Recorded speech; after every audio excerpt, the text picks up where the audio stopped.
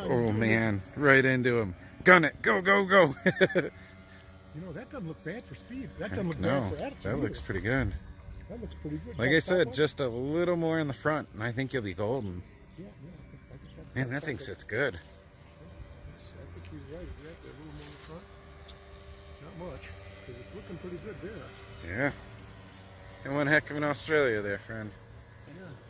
Watch that weed pile. Watch that weed pile. Run it right through. Who cares? You can always clean the props out. Those weeds are not the problem, really. That's well, I'd say you're close to speed already. Run it. Where's it close? Got a stopwatch? I do not. I have one. But Right. I do have the timer on the video. Yeah, it is. I mean, you don't have much to do. So you know how to do a speed course, right? Nope. You take it from a running start. In other words, you don't dead stop. You have a running start at the stake, and they run you from. Boy, that looks good. Man. See what I mean? Yeah. Is that the weight I told you to put in? Yeah. Yeah? Ish. Yeah. Watch out. Yeah, that's the weight I told you to put in. Pump on? Pump is not on. Yeah, just to make sure.